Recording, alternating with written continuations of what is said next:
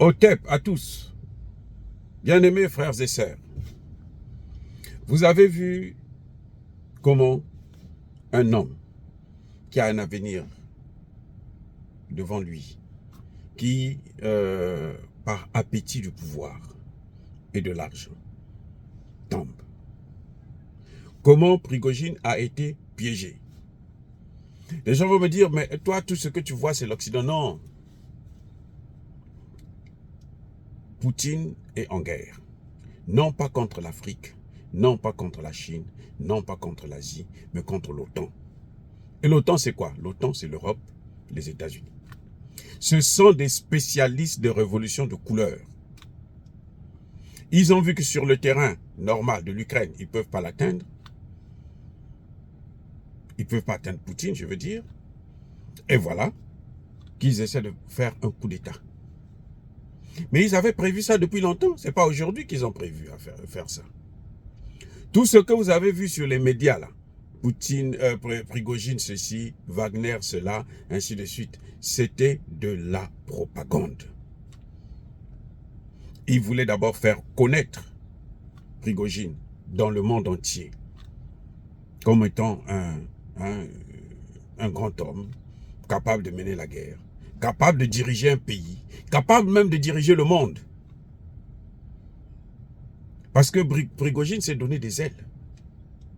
Tout ce que vous avez entendu là, que nous, l'insurrection, c'est pour qu'on enlève le ministre de la Défense, c'est faux, c'est de la comédie. L'objectif, c'était Vladimir Poutine lui-même en personne. C'est pas pour rien que le FSB est rentré en action immédiatement. Ils ont quadrillé, bouclé la ville de Moscou. Eh oui, c'est pas pour rien. Parce que Poutine, on l'a élevé, et ça a toujours été comme ça. On t'élève d'abord, soit dans le mal ou dans le bien. Mais ce sont eux qui font. Ils ont les médias, ils ont l'argent. Ça, ce sont les armes de l'Occident, et notamment des États-Unis. Regardez l'Afrique, comment ils sont en train de dominer l'Afrique là. Comment ils arrivent à maltraiter, à continuer à nous coloniser. C'est à cause de quoi? L'argent, les médias. Il n'y a que deux choses, c'est le pouvoir. On va ajouter la troisième. La finalité, c'est le pouvoir. Mais en fait, le pouvoir qui est le leur, puisque ce sont eux qui commandent. Vous, vous êtes là seulement pour servir. Vous êtes là comme le nègre de maison. Tous les pays africains qui sont encore sous domination française, l'arme qui les tue, qui les détruit, c'est ça.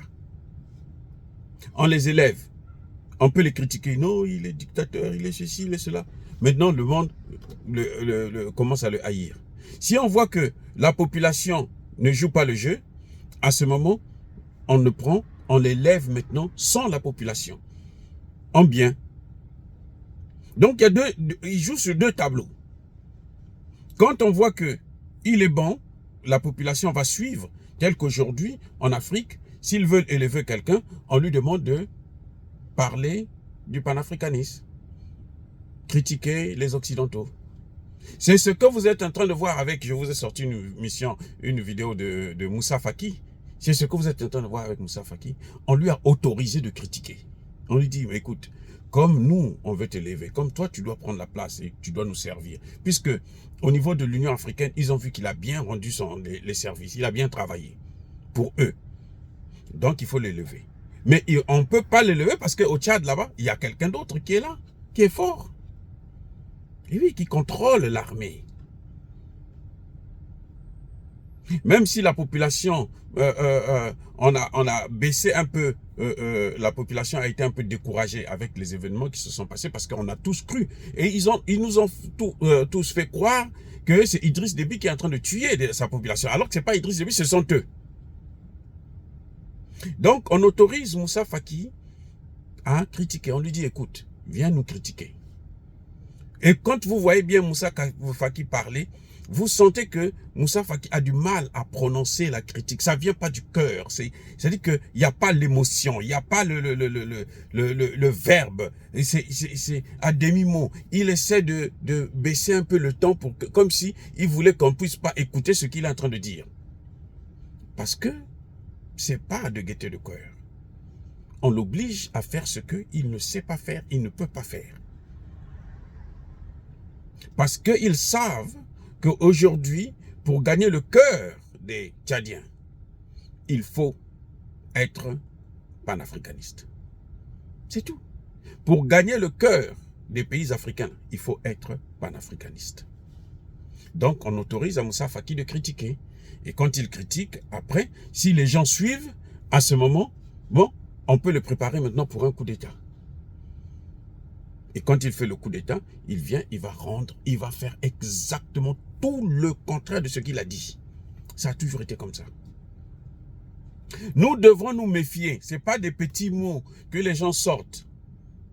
Même les grands panafricains, même moi, vous devez vous méfier de moi. J'ai dit bien, même moi qui vous parle, vous devez vous méfier. Si vous voyez que je passe maintenant sur leur chaîne, je deviens, je change un peu de langage et tout machin, il faut vous méfier. Il y en a qui sont sincères, ou il y en a qui le font de façon naïve. C'est-à-dire qu'ils ne comprennent pas qu'on est en train de les manipuler, mais ils le font quand même. Mais il y en a qui le font consciemment, pour la plupart d'ailleurs, parce qu'ils ont déjà un deal. Et Prigojine est tombé dans ce piège.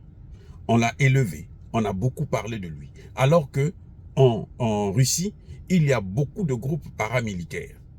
Pourquoi on ne parle que de Prigojine? C'est un choix délibéré. C'est ce que eux, ils ont voulu. Et c'est ce qu'ils ont obtenu. Et quand ils obtiennent ça, maintenant on lui dit, bon, tu peux passer à l'action. Tu as l'argent, et puis tu auras le pouvoir qui est devant toi.